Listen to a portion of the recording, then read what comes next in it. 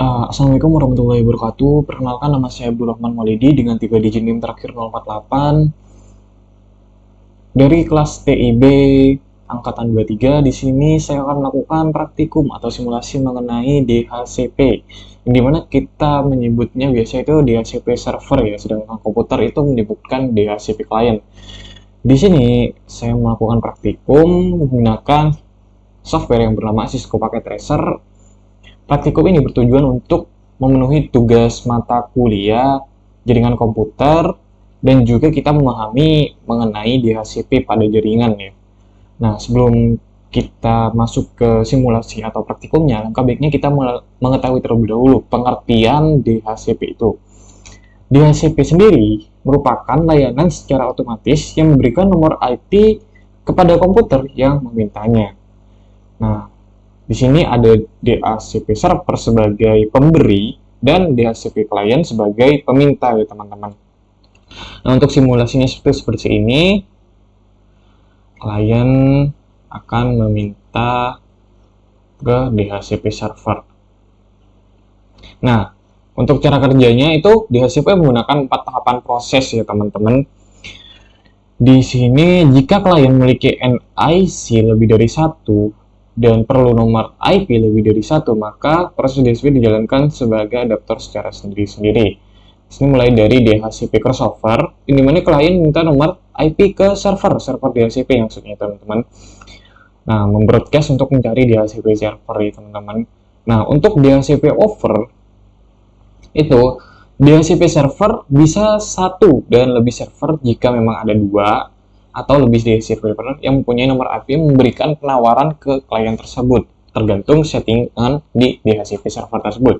Nah, setelah itu DHCP request, klien klien memilih penawaran DHCP server yang pertama diterima dan kembali melakukan broadcast dengan message menyetujui peminjaman tersebut kepada DHCP. Jadi klien itu memilih penawaran DHCP server yang pertama diterima dan kembalikan. Di situ banyak request ya teman-teman. Kalau misalnya kita takutnya keberentrok nih ke IP-nya. Nah, di situ kita memilih IP yang tidak dipakai di DHCP server ya teman-teman. Terus DHCP acknowledgement, DHCP server yang menang memberikan jawaban atas pesan tersebut berupa konfirmasi nomor IP dan informasi lain kepada klien dengan sebuah acknowledge. Jadi yang lebih cepat itu akan memberikan IP terlebih dahulu ya teman. Kalau misalnya DHCP-nya itu ada 2. Kemudian klien melakukan inisialisasi dengan mengikat binding nomor IP tersebut dan klien dapat bekerja pada jaringan tersebut. Sedangkan DHCP server yang lain menarik tawarannya kembali. Nah, kelebihannya itu memudahkan dalam transfer data kepada PC klien atau PC server. DHCP itu menyediakan alamat lemeti secara dinamik dan konfigurasi lain.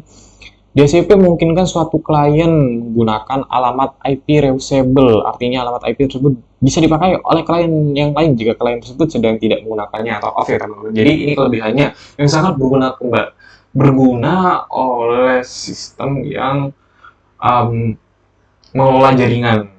DHCP memungkinkan satu klien menggunakan satu alamat IP untuk jangka waktu tertentu dari server, dan DHCP akan memberikan satu alamat IP dan parameter konfigurasi lainnya kepada klien.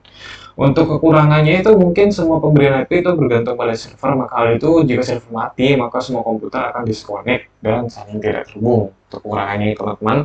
Tapi di sini DHCP server itu sangat membantu ahli jaringan untuk mengelola jaringan secara efisien, secara cepat, dan tidak memakan waktu lama teman. Di sini metode dalam konfigurasi DHCP itu konfigurasi dengan secara random, otomatis IP dan IP address kepada klien secara random dapat berubah-ubah namun masih dalam range IP yang telah ditentukan. Jadi konfigurasi dulu, disetting dulu teman-teman. Kita mau ke interval yang mana nih IP-nya. Konfigurasi dengan fixed alamat IP address, pemberian IP address yang sifatnya tetap value pada klien yang memerlukan data MAC address. Nah, MAC address sih maksudnya si klien ya. Di situ kan ada IP address, ada MAC address yang setiap device itu mempunyai MAC address yang berbeda-beda. Nah, di sini kita langsung saja ke bagian skenario-nya teman-teman.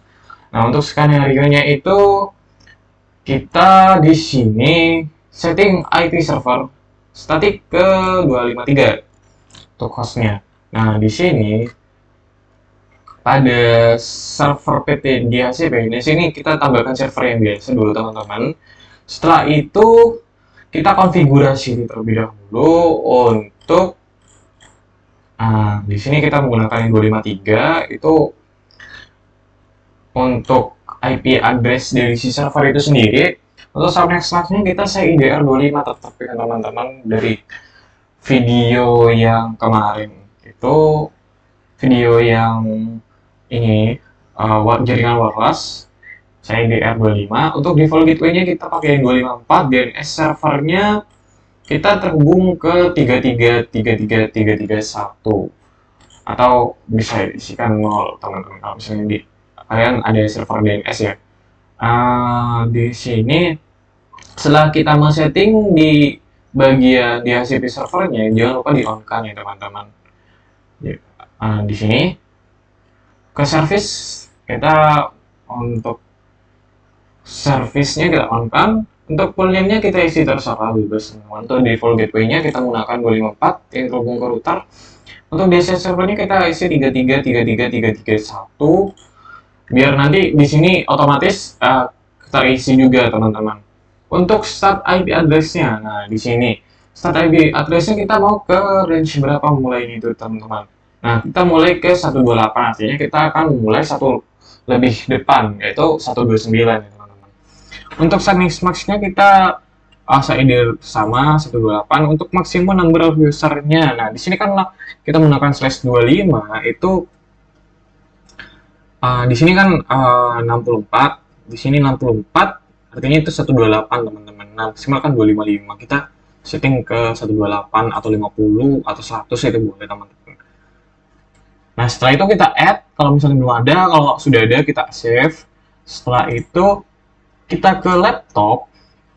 Nah, untuk di sini IP configuration-nya kita ubah ke DHCP server teman-teman. DHCP ya, DHCP. Nah, di si klien akan meminta kepada DHCP server dan memberi DHCP server itu akan memberikan sesuai tahapan tadi ya teman-teman. Nah, di sini sudah berhasil DHCP request successful, artinya request dari DHCP itu berhasil teman-teman. Yang di mana device laptop akan menerima IP address 129 karena di situ kita setting intervalnya 128 maka akan mulai dari 129. Untuk subnet max-nya sama, default gateway-nya sama, kita setting untuk DNS servernya juga sama ya teman-teman. Nah setelah itu kita coba ke si smartphone. Smartphone di sini kita menggunakan IP configuration yang static, kita ubah ke DHCP teman-teman. Karena di sini kan terhubung ke DHCP server ya teman-teman. Nah, setelah itu request IP successful. Nah, di sini sudah mulai ke 192.168.1.130. Untuk setting smart-nya itu menggunakan 128, gateway-nya sama dan DNS-nya sama, teman-teman. Nah, mungkin dari praktikum DHCP server cukup sekian. Kurang lebihnya mohon maaf. Wassalamualaikum warahmatullahi wabarakatuh.